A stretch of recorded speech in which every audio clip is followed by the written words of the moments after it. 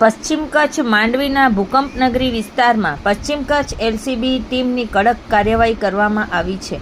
દેશી તમંચા સહિત જીવલેણ હથિયારો સાથે 2 શખ્સોની ધરપકડ કરાઈ છે.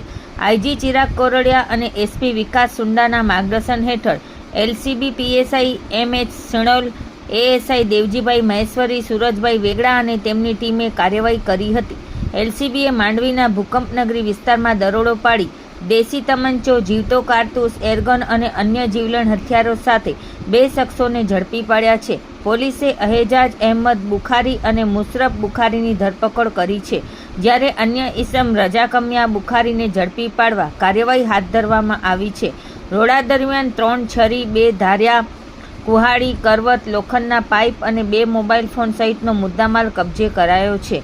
હથિયારો રાખવા અંગે કોઈ કાયદેસર પુરાવા રજૂ ન કરી શકતા આરોપીઓ વિરુદ્ધ માંડવી પોલીસ સ્ટેશનમાં આર્મ્સ એક્ટ અને જીપી એક્ટ હેઠળ ગુનો નોંધાયો છે. પ્રાથમિક તપાસમાં દેશી તમંચો આરોપીઓના પિતા દ્વારા આપવામાં આવ્યો હોવાનું સામે આવ્યું છે. પકડાયેલા આરોપીઓ સામે અગાઉ પણ મારામારી અને હુમલાના ગુનાઓ નોંધાયેલા હોવાનું પોલીસ તપાસમાં બહાર આવ્યું છે. બોર્ડર રેન્જના આઈજી શ્રી ચિરાગ કોરડિયા સાહેબ અને કચ્છ ભુજના પોલીસ અધિક્ષક શ્રી વિકાસ સુંડા સાહેબના સતત માર્ગદર્શન અને સૂચના એવી રહે છે કે જે લોકો ગેરકાયદેસર હથિયારો ધરાવે છે એ લોકોને શોધી કાઢવા અને એમના વિરુદ્ધમાં જે કાયદેસરની કાર્યવાહી કરવાની હોય છે એવી કાર્યવાહી કરવાની સતત સૂચના અને માર્ગદર્શન એમના તરફથી આપતો રહ્યો છે.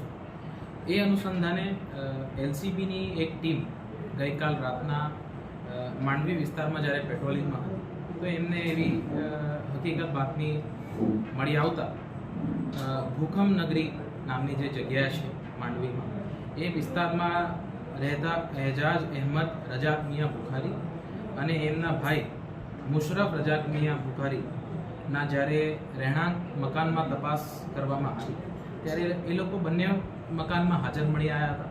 અને જ્યારે હજી ઊંડા તપાસ જ્યારે ઘરની લેવામાં આવી ત્યારે ઘરમાં જ્યારે સર્ચ કર્યું ત્યારે એક દેશી તમંચો, એક જીવતો કારતૂસ, એરગન પિસ્તલ, લોખંડના છરીઓ, પ્લાસ્ટિકના હાથવાળી કરવત, લોખંડના કુહાડી વગેરે હથિયારો મળી આવેલ છે. જે અનુસંધાને એ લોકોને એના કોઈ લાયસન્સ હોય એવું પૂછતા એ લોકો પાસે કોઈ લાયસન્સ મળી આવેલ નથી અને એ અનુસંધાને જ્યારે એ લોકોને પ્રશ્ન પૂછતા કોઈ યોગ્ય જવાબ મળી આવેલ નથી, જેથી એલસીબીના ટીમે ગઈકાલ રાતના આ લોકોને માંડવી પોલીસ સ્ટેશન લઈ ગયા અને ત્યાં એમના વિરુદ્ધ આર્મ્સ એક્ટ કલમ 25(1)(b) અને જીપી એક્ટ કલમ 135 મુજબની ફરિયાદ દાખલ કરાવી છે. અને આમાં કુલ 2 આરોપીઓ પકડવામાં આવ્યા છે, જેમના નામ મેં ઓલરેડી સૂચાયા એ મુજબ એજાજ અહેમદ રજાક મિયા બુખારી અને મુશરફ રજાક મિયા બુખારી છે.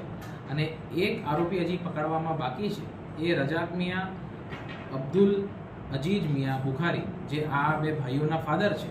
અને એ ભાઈઓના કહેવા મુજબ આ વેપન અને હથિયાર એમના ફાધર પાસેથી એ લોકોને મળ્યું એવું જાણવા